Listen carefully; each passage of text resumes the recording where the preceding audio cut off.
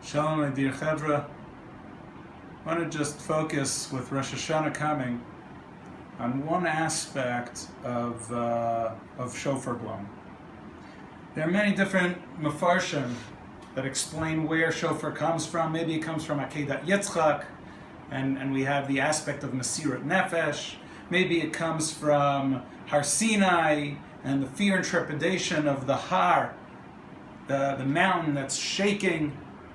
However, the Rashbam actually points us in a different direction, to a pasuk in Baloscha, V'yom simchatchem uv'moledeichem roshei chodshechem. It's the day of Simcha, the day of a holiday.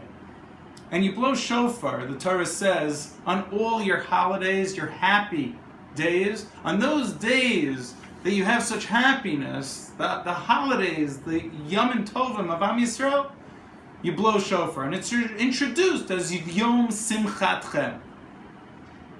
One of the other aspects that point to Simcha, we see that there's a bracha of Shechianu. We don't have a bracha of Shechianu, let's say on Bir Chametz. My Zaydi always said, because you're going to destroy.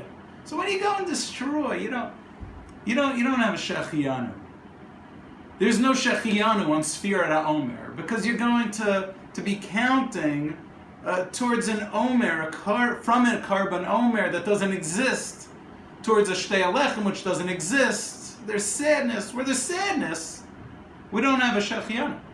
Where there's fear and trepidation, where there's something bad, it doesn't make sense to say a Shechianu of Simcha. So what is the Simcha by Shofar? And so I'd like to suggest something very, very obvious, because we say it all the time. V'avienu l'tzion ircha barina. Hashem, bring us to Tzion with singing, with dancing, with glee. L'Yerushalayim beis mikdashcha b'simchas olam. And bring us simcha, an eternal simcha, with us when we return to Yerushalayim. That eternal simcha actually happens by us. That's our part. The Rina, that's actually our part. And the reason we're telling HaKadosh Baruch Hu to give us the Rina and the Simcha is simply because we need His help to make it long-lasting, that enemies shouldn't come and topple it. But as long as it exists, the Simcha is not His putting that feeling into our hearts. We actually have to emote. That's our piece. And when do we show that Simcha? Already now. Every single year, every single day in our mitzvah. To have a simcha. So many of us, when we do mitzvot, we do the mitzvah, and it's yotzei. We fulfilled it. Check. Yatzai yedei chovah. That's the phrase that's used. However, there should really be a simcha. It comes up in our parsha that we should have a simcha of tuv levav, mirov kol.